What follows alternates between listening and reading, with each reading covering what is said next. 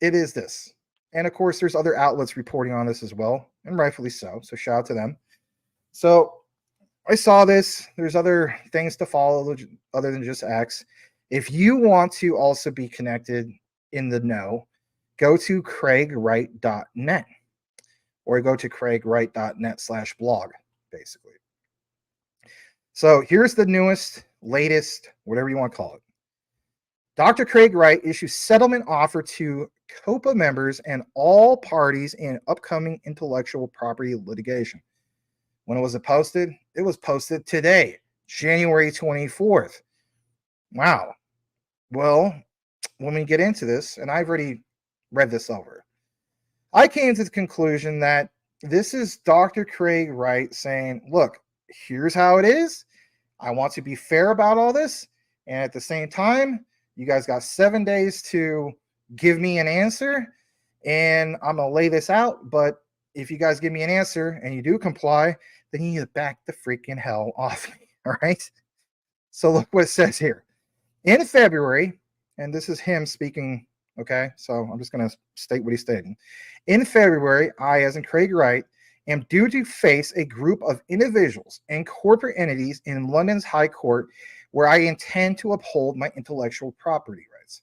Right, because he's Satoshi in Bitcoin as its creator. However, the focus of my various litigation to date has never been on revealing my pseudonymous identity as Mr. Satoshi Nakamoto, but on mandating that Bitcoin remains faithful to its central principles. They are set out in the Bitcoin white paper today, widely recognized as the authoritative foundation of all forms of Bitcoin. It describes a peer-to-peer cash system. We've all heard this story, right? Electronic peer-to-peer cash system, I should say. Focusing on enabling small casual transactions known as micropayments. We've been talking a lot about micropayments lately, especially with what X is going to hopefully give to us, right? Formerly known as Twitter. So it says directly between parties without the need for a financial intermediary. So this right here, you know, we're just talking about Quant, and Quant kind of boasts itself as a financial intermediary, right? With the OVN, this is where I don't think I can realistically state, would Quant switch to, for instance, BSV? I mean, maybe that's just an option, but this also tells me that BSV, right, doesn't need Quant, because that's, in my opinion, the proof. That's just my opinion. I could be wrong on that. Goes a little bit more about this. His issuance of copyright claims against the Bitcoin developers was a measure to protect continuity of those principles. If this guy is not Satoshi, you could sure as the hell fool me. He's got everything worded out pretty darn eloquently here. More to this than just this, you know, and we got more tonight than just this. Shout out to Mike Cornwell. He's got some things that he shared with us. To that end, today, he has sent to his opponents in the Copa litigation claim IL-2021, these numbers, I'm not going to say the whole thing. The passing off claims, this other one, and this other one, and database rights claim, that particular one, a non-negotiable offer to settle each of these cases. Notice what it says, non-negotiable. Like my way or the highway. Now, some people have been critical of this, even before he dropped this, saying, well, you have to negotiate a little bit. The hell you have to negotiate a little bit. Think about this for a second. If you know in your heart, and not even in your heart, you just know who you are, right? Like I know who I am. You guys know who you are. Who the heck is going to tell you that you are not who you are, right? So with that said, you will fight to your dying breath to prove your innocence. Any innocent person, right, is going to do that naturally. It's just what innocent people do. So when it says non-negotiable, that also pounds home even that much more, to me at least, that, yeah, this guy's not going to give up. Every single thing I've read about Craig Wright, he doesn't just kind of give in, you know. He's not a wuss, right? So it has this part about non-negotiable offer to settle each of these cases, which is reproduced in its entirety below And there's a little bit more about this. He says the settle offer preserves his objective of maintaining the integrity of the Bitcoin system. Think about this for a second. Because he's going to get into these other ones. BTC, Bitcoin Cash. He's even going to cite Bitcoin ABC, now known as eCash. But he says the settlement offer preserves his objective of maintaining the integrity of the Bitcoin system as it was initially developed. Again, back to this whole notion of, is BSV the original Bitcoin? Answer is yes. Can it accomplish the things it needs to do without limits, like such as have scalability and, then some? Yes. And he says basically, while limiting for all parties the needless expense of a lengthy high court trial, which would take our collective focus away from supporting, adopting, and advancing digital currency technologies. Now, I know this is not an XRP segment, but you know what? Do credit where credit's due. It's like suppression. This is the common thing that you should pay attention to when you hold XRP or you hold BSV or you don't hold either one of them.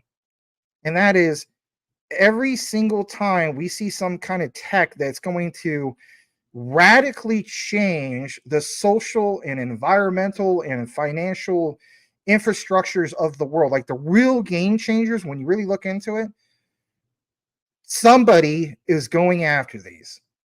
So I would say Dr. Craig Wright, Brad Garlinghouse, Russ Ripple, they do share a common thing in that regard. Okay. So, it's the suppression of technology. You think about, like with XRP, I think we would have already been to the promised land by now if the SEC didn't go after that. With BSV, could we have been to the promised land already if we didn't have all this quote unquote fake Toshi? That's where we can agree to disagree on that argument. But he says it's not just his own work, but those potential good faith competitors in his legal opponents included, about the collective focus being taken away, right, for the support and adopting of the advancements of digital currency technologies. He says in clear demonstration of the sincerity of his offer, he agrees to waive his database rights and copyrights relating to BTC, BCH, eCash, like I mentioned, databases, and to offer a irrevocable license in perpetuity to his opposing parties who collectively control, operate, and or own those databases in pursuit of encouraging the open commercialization. I think that's how you say it. Commercialization of technologies in a competitive and fair market where intellectual property rights are respected and exploited. I intend for this offer to enable them to compete fairly in parallel with BSV. In layman's terms, you can have this garbage. You can go out and market this garbage. We're going to stick with my original intention of the real, true, chosen one as I written it up in my white paper. Allow me to just go and do what I originally intended to do and let this thing be the greatest thing since sliced bread and then some. That's the way I interpret it. He says he believes the settlement terms are broadly uncontroversial, beneficial to the industry as a whole, and intended to draw a fresh start in the history of Bitcoin to guarantee its success in whatever form it takes. And back to the whole thing about the deadline. All parties now have 7 days from the date of this offer to agree the settlement, or we shall progress to trial. You want to talk about like flipping things around, right? I mean, in my opinion, he did. Say what you want. It's like, just doesn't sound like somebody who is in retreat. You know what I mean?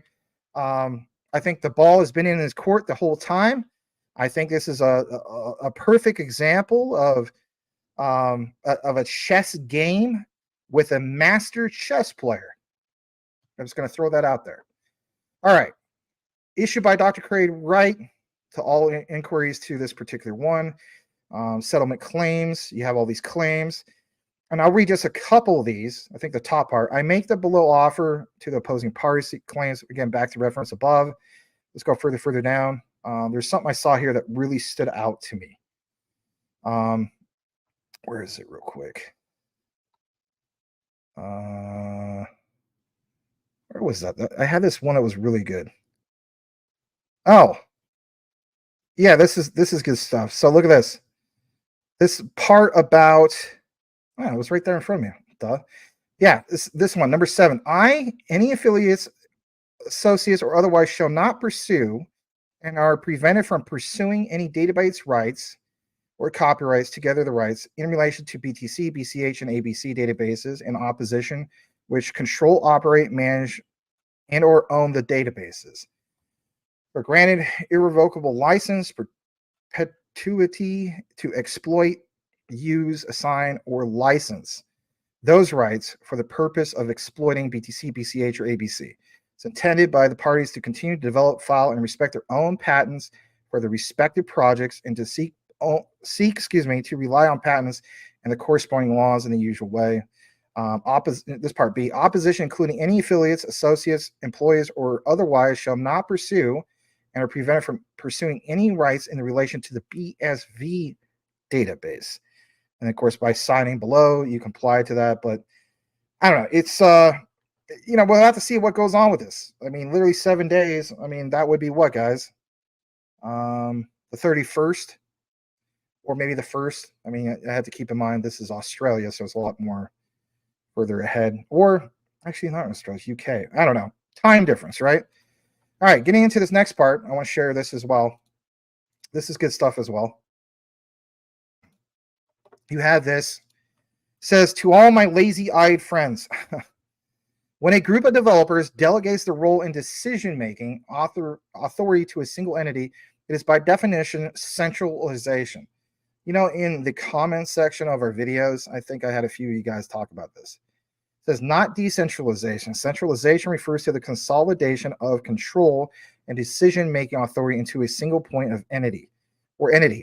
In the context of software development, such as a digital currency like Bitcoin, this would mean that the single group or entity would have the predominant influence or control over the development decision-making processes. I want to state this. I don't know if he's getting this from his lawyer, but a lot of times I just feel like this, it's just, he naturally knows this stuff. I mean, I don't look at Dr. Craig Wright as just being like your typical dev. You know what I mean? I look at this guy as like some of you guys have pointed out, I think this is a great thing. I will steal this. This is a good thing. Not really steal it, but you know what I mean. He has mastered his craft. You know, he's a master of basically a blockchain, DLT, and so on. You know, he's not your typical just run-of-the-mill dev who's trying to protect himself. Like Star Wars, right? I mean, you have the Jedi Council, right? He's not just a Jedi master. He's freaking Yoda. You know what I mean? He's the head honcho of it all. It is what it is. I don't know if that's a good analogy. I like it. There's this other part. In contrast, decentralization is characterized by the distribution of control, authority, and decision-making across a diverse and independent set of actors. The case of Bitcoin's original design exemplifies decentralization because its development, maintenance, and decision-making processes involve a broad and distributed network of independent developers, miners, and users. No single entity has overriding control or authority, making the system decentralized. And oh, by the way, how about this? Including who? Including Satoshi Nakamoto, aka Dr. Craig S. Wright. I mean, if you think more about it, yeah, and he would probably even say that. He has said that. A few more key tidbits to get into. He says, if a single development group, Blockstream or Copa Core, etc., especially one owned by a large corporation like Meta, right, aka Facebook, oh no, were to assume control over Bitcoin, it would represent a significant shift towards centralization. Right. We're trying to get away from that. That's existed for thousands of years. Like, to hell with that, right? Like, we're part of this whole new definitive radical shift of the peasant class, I guess you could say, will emerge instead of how it's always going to the 1%. This centralized control would be antithetical to the foundational principles, of course, of Bitcoin, which were built around the idea of decentralized peer-to-peer network without reliance on any central authority. Very true.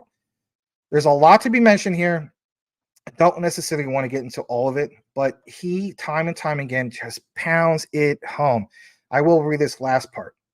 says, in essence, the immutable nature of Bitcoin's protocol is a crucial factor in upholding its decentralized structure. It prevents the centralization and power struggles that can arise in more flexible systems, where the rules and protocols are open to modification by a limited number of influential players, or the elites, if you will. You take that power away because of what? How Bitcoin was originally designed to be in the first place. Decentralized. Nothing about it should be centralized. And I have seen comments from a lot of, no offense, I should say no offense at this point, give them offense, naive people, not saying from our community, but I've seen it, especially on X.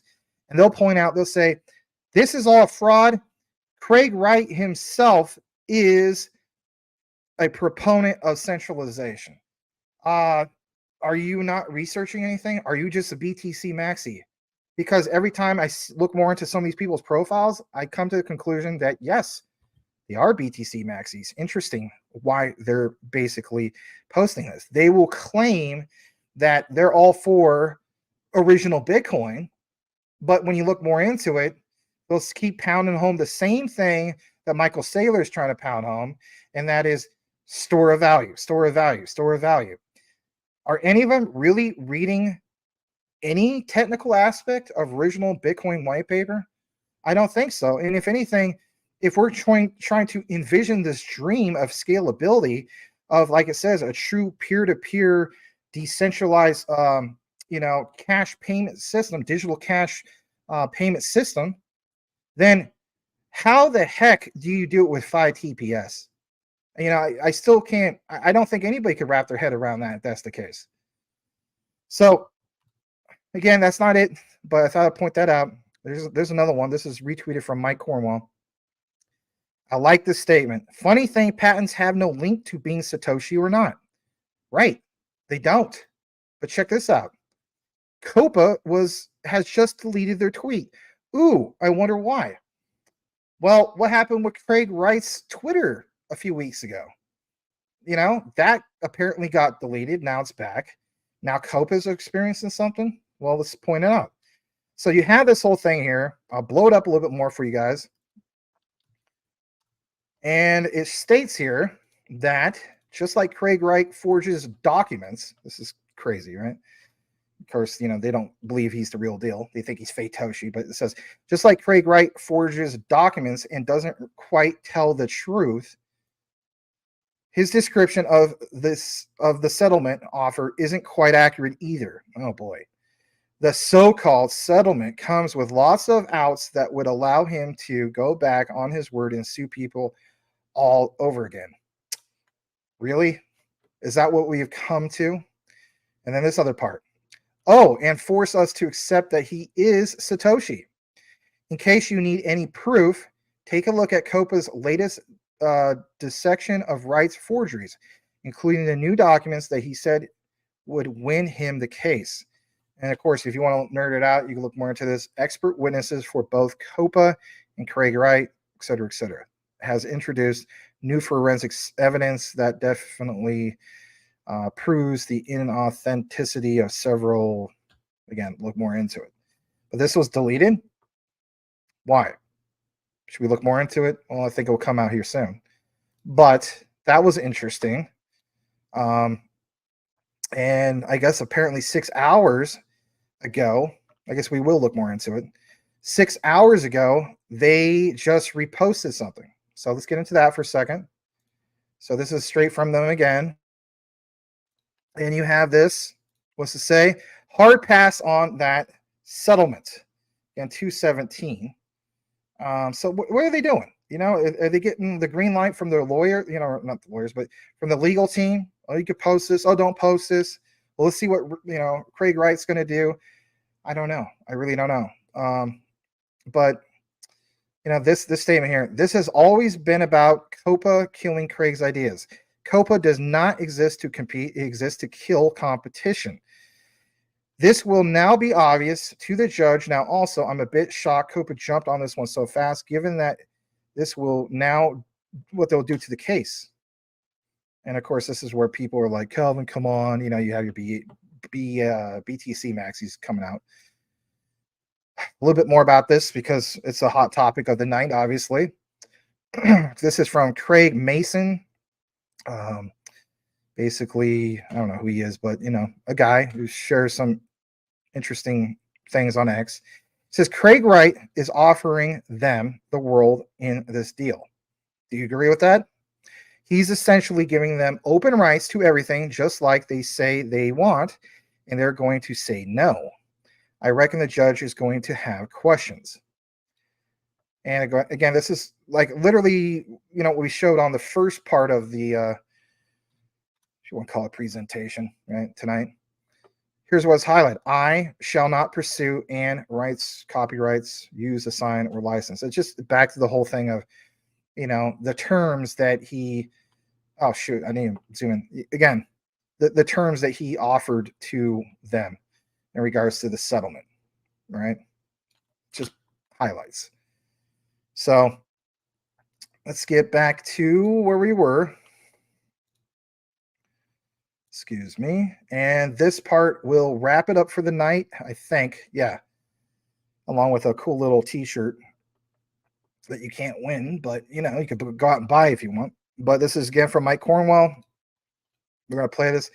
It's 15 minutes. I did watch it earlier, right before the show is about to start. So shout out to Mike. Like, give me a call like right before the show.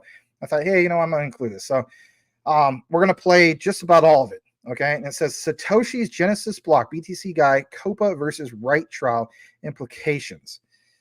This is interesting. It is. Let me know what you guys think in the comments. Have you seen this video? And if so, please share your thoughts. Let's go ahead and play this. Thank you for being here tonight for this BSV segment. Here we go. We're going to talk about the opportunity that people have who wrap their... I wish I could turn up more, but that's the loudest it goes. So you might want to, if you're watching from your TV, just crank up the volume a little bit. If you're using your phone, sorry. Anyway, here we go. We're going to talk about the opportunity that people have who wrap their head around this information as to what's going on right now in the legal space with Bitcoin and the significance of the Satoshi Genesis wallet acquiring 27 BTC. That's $1.1 million leading up into this trial. All right, you guys, there's just it's irrefutable right now that the Satoshi wallet acquired $1.1 million in BTC as of in the last 24 to 48 hours. So that's undeniable. That happened. 27 BTC, 26.9 BTC to be exact. Now, I'm just scrolling through YouTube and Twitter, and I'm like trying to explore like what the BTC people are saying about this. And people who are just, they're promoting Bitcoin. They say, oh, Bitcoin and crypto, or they promote crypto. And one lady here, crypto, what's the channel? So at Crypto Tips on YouTube, I'm just seeing her for the first time. I don't know anything about her. And about 200,000 subscribers. And she says that it was an accident. She believes it was an accident that somebody sent $1.1 million over to the Genesis wallet from Binance. And it was just an accident. Probably involved BlackRock of some kind, some sort of experiment to... Hello? Are you not miss, you may not be aware that the biggest trial in the history of, definitely in the history of Bitcoin, okay, but one of the biggest financial trials of all time is coming up in a month. So you're saying maybe it was just an accident that somebody just accidentally sent $1.1 million to the Genesis wallet, Genesis block address. Listen, this person's probably never going to see this video.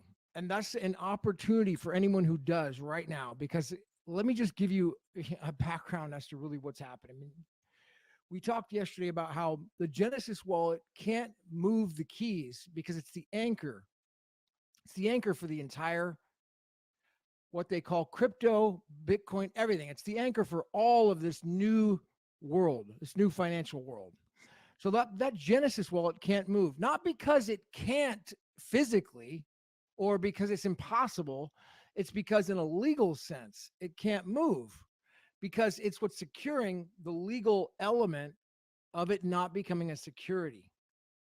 No one is going to move that Genesis block because it's a digital commodity. It's what secures Bitcoin, meaning Bitcoin SV, as the only digital commodity known to man.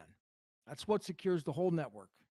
So by someone sending or buying, 27 Bitcoin yesterday and sending it to the Genesis block, it's clearly, without a shadow of a doubt, it's involved in this trial.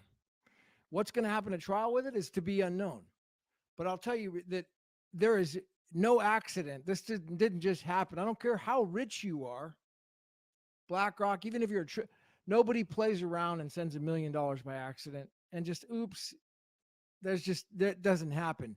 The richer and wealthier you are, the more savvy and highly intelligent and calculated you are. And so accidents on that level, they don't just happen and go to the Genesis block, especially on that amount of 26.9 Bitcoin. There's probably something to do with the numbers. Who people really study numbers. There's probably something to do with those numbers as well. $1.1 million, 1.1 million Bitcoin Satoshi mined. So there's definitely, this is a fact that can't be ignored. And it's leading up into the trial, the significance of it coming up for the people who are wrapping their heads around this in a legal sense. I'll tell you, it looks like, the odds of this court case, if there's odds on this case in Las Vegas or Atlantic City, they just went up tremendously for the Satoshi side, and the Copa'S side just went down. I would say it's already been over a 51%, odds right now on the Satoshi side, of Satoshi being identified for the right side. Now, but that's definitely going up. I mean, I can't come to exactly the number, but it's definitely gone up over 51%. And just to talk a little bit more about the evidence, because there's clearly paid opposition, and Calvin and another gentleman, Diego, on Twitter, were talking about who's paying, Arthur Van Pelt. And who is Arthur Van Pelt? I really don't even know. He blocks me, blocks everybody I've seen that talks about anything about truth.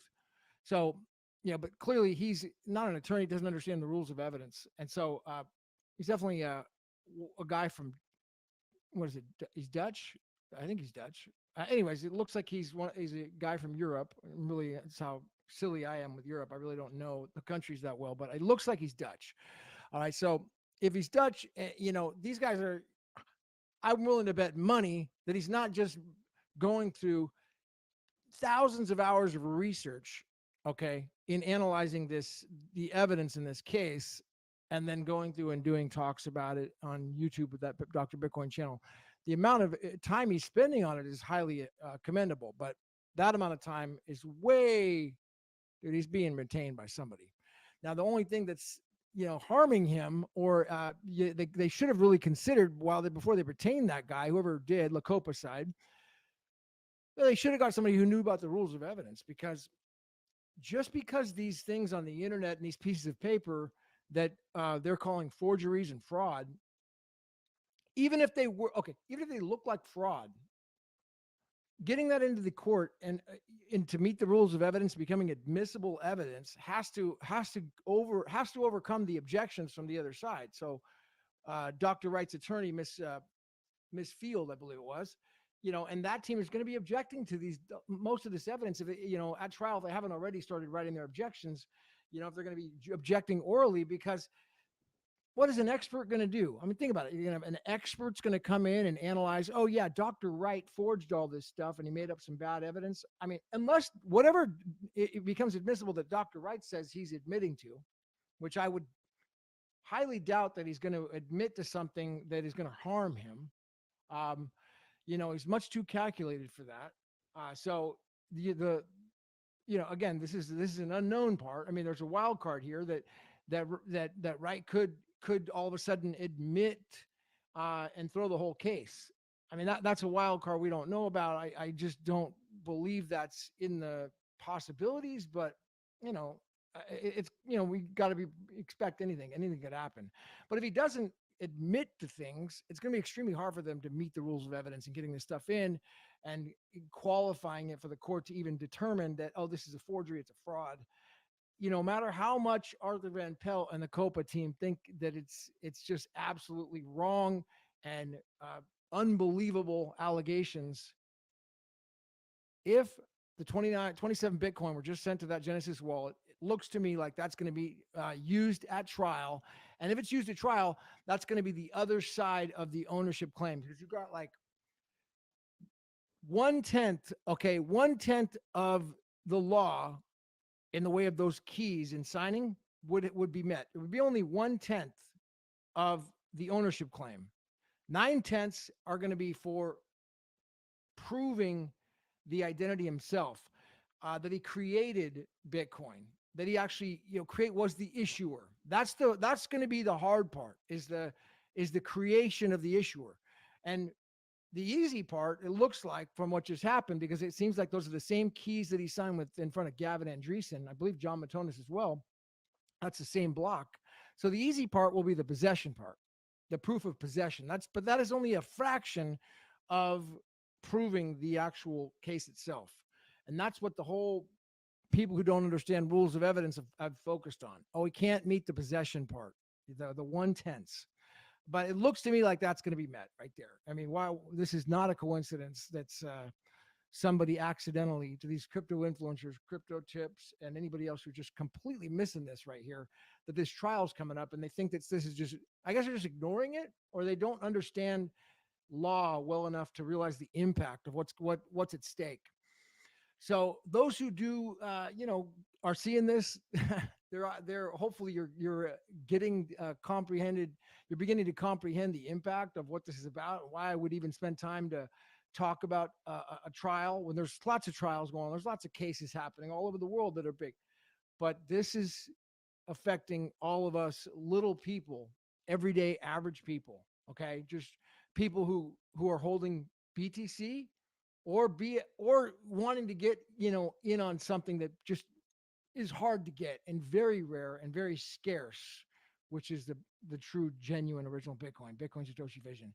If people haven't looked at this, the technical, read into this carefully, I would highly recommend you do so, because this is just one of those things that it's not like that movie. I remember the movie Bitcoin. Calvin Ayre talked about watching it. I absolutely freaking love that movie, dude. It was so funny to watch, and the Sencha craze. I was on the Cliff High mailing list at that time, reading all those Alta reports in 2017 when that came out.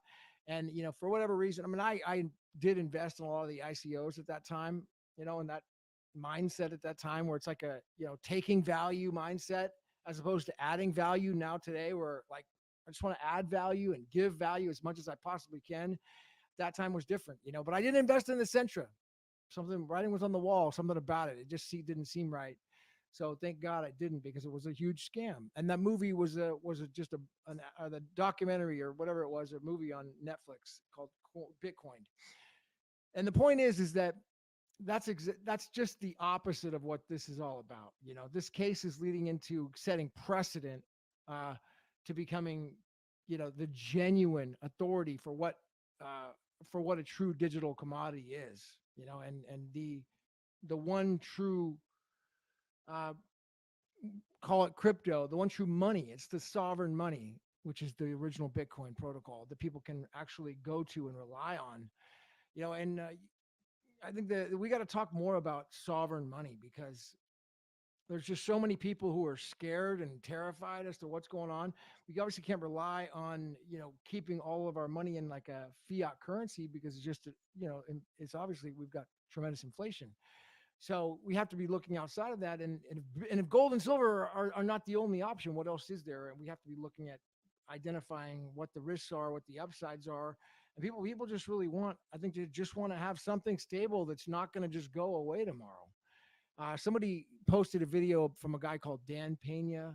I don't know who he is, but some rich billionaire guy talking about Bitcoin's going to go to zero when the creator comes out. I don't know if he's meditating and seeing this stuff, but this is maybe a video from like 6 months ago. It was just a short clip, and that's very likely what will happen. That's exactly what we've talked about. BTC. Now, again, they call it Bitcoin because this case hasn't been finalized yet. But once it's finalized, it won't be Bitcoin anymore. Okay, so that's really what's at stake. People use the word Bitcoin, they throw it around. That's what Satoshi's so upset about. Okay, the name has been thrown in the mud and trashed as some sort of an investment, illegal investment contract. That wasn't the intent of it at all. It was it was designed just to be meant for microtransactions and for everyday people to use it on a massive scale, in tiny little ways, fractions of a cent, sending all over the place and becoming that's the whole purpose of it. There's more of it now that's come out. But anyways, it's just I think this people, I hope, can get a grasp for the significance of this case. And not only the significance of the case, but now also the fact that it's more likely than not that the possession aspect, the 1/10 of the proving the case, is more likely than not to be solved by this 27 Bitcoins coming in. All right, that's 1.1 million. I mean, it's no accident. All right, it is no accident.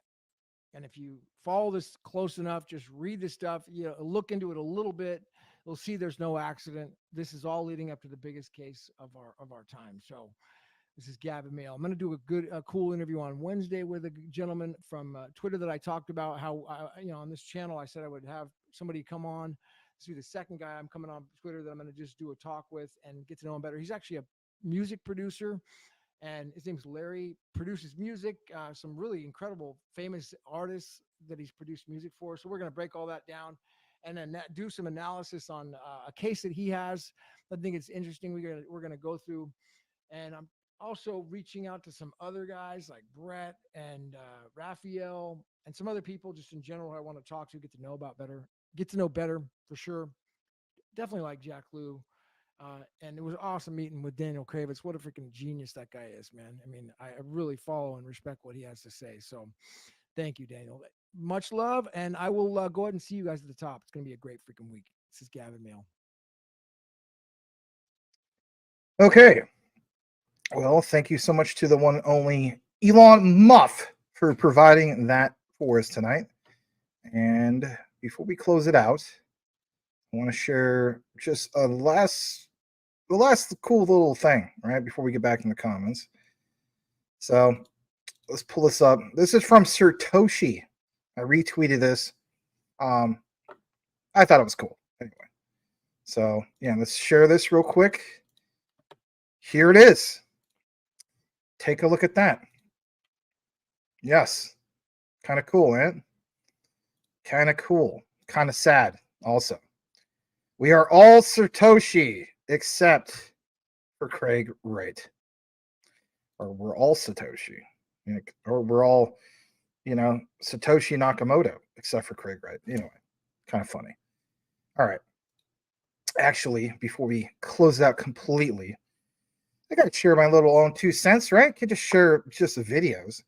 So, something that I gathered from listening to all of this and also doing some of my own research and, going to that blog posted from Craig Wright in regards to this offer, this particular, settlement offer, right? And that is this, like, what's going to really happen? Like, what would be the outcome of this? What would be the significance of this? Well, there's a few things, basically. So we know that there's going to be a potential resolution possibly coming soon in regards to this topic of the Copa'S case, right? But basically speaking, I think, are we still on that screen? We're not on that screen. Let me get that off of there. Yeah, basically speaking, you got to keep in mind this specific offer that Craig Wright has made. Well, it could very well bring an end to everything, and it might not, obviously. There's obviously several ongoing legal battles between Dr. Craig Wright and various members of the cryptocurrency community. Does include, like, for instance, obviously Copa, but it would reduce legal costs and uncertainties for all parties involved. I mean, that's kind of a win. There's this whole notion of, like, open commercialization of the specific technology. You have to keep in mind, if the terms are met, if accepted, the waiver of database rights and copyrights could potentially promote innovation and development with the broader cryptocurrency ecosystem. Yeah, no kidding. I mean, if, like this guy said, if, you know, what's labeled as Bitcoin, currently speaking, as BTC, if that no longer gets that label, then what about promoting innovation through, BSV? That gets the label, not just with us of the BSV army, if you will. It just blankets all Bitcoin like how it's supposed to be. And it would help promote the innovation and development of the broader cryptocurrency ecosystem, as developers would have greater freedom to build upon existing technologies without fear of infringing on Dr. Craig Wright's claims. Very true. There's, of course, market perception of all this. The acceptance of the offer could potentially improve the perception of BSV, true, and even Dr. Craig Wright within the cryptocurrency community, possibly attracting new users and developers to the platform. Basically, what is that? FOMO, to a sense. But you will see a lot of people that were against him or didn't know about Dr. Craig Wright. And if anything, that will get a lot of people who weren't on board for the notion of, hey, this is original Bitcoin, and hey, this is the one that's able to scale, and have people, come on board, right? Join us on the ship. All right. How about this for a second? Is there actually possible more implications in regards to this for us as holders of BSV? There's always going to be, right? So 3 key things I want to get into is increased competition. I mean, even when we talked about quant, I mean, these guys will never really come out in a minute, but in reality, they're all in competition with each other. Let's just be real about that. But if the offer leads to more open development within the industry, BSV could very well face increased competition, of course, from other cryptocurrencies. This could potentially put downward pressure on the price of BSV. Yeah, some people don't want to hear that. Let's just mention it. About a reduced influence of Dr. Craig Wright. If Dr. Craig Wright's claims of database rights and copyrights are deemed invalid, just hear me out. I don't believe this, but if that was to be the case, his influence over the direction of BSV could potentially diminish. This could lead to uncertainty and even internal conflicts, of course, with the BSV community. I don't realistically see that happening. But of course, people on the other side will say, yeah, that's exactly what they see happening, to each his own. What about a potential for positive sentiment? Is that actually like a real thing? Well, a resolution to Dr. Wright's legal disputes and a perception of increased openness with the BSV ecosystem could very well boost performance, or I should say performance, but sentiment, and potentially drive up the price of BSV. That's a win all the way for us as in holders. You got to keep in mind that with that also said, a lot of people are kind of on the fence. Should I jump into this? Should I take a chance? I've seen some people that hold BTC that claim that it's just BTC or bust are finally realizing, look, why don't I take a chance on this? Yeah, exactly. Why not take a chance on it? Took a chance on a garbage meme token. You're not going to be diversified and take a chance on this. That doesn't mean I tell you guys to go out and dump everything that you're into and just go to BSV only. But I do recognize that you're now seeing instances, examples, and so on, that more and more people are realizing, hey, you know what? I didn't take a chance on this before. Maybe I should take a chance on it again. Even some of you guys in the comments right now, or even the other night, saying, hey, this is my I get a second chance at Bitcoin at roughly 70 to 80 bucks. Yeah, at Bitcoin. Because at the end of the day, which one would be labeled as actual Bitcoin? Is it going to be BTC? Some people say, well, it's going to still be both. I think the concept of both is coming to an end. When you see this terms and conditions laid out by Dr. Craig Wright, 7 days, that's his way of saying, look, here's the offer. You choose to accept it, or guess what? You can sink with your ship. And I truly believe that, you know what? That is a reality. That ship that's sinking is BTC. And for all the people who say, well, no, It could very well go over to 100,000. And I'm kind of with that. I think that's still a possibility that we see that maybe one last time. But what happens after that for the long-term future? Is this the reason why these ETFs just don't sound that great? Because it's tied to what? BTC? I don't know.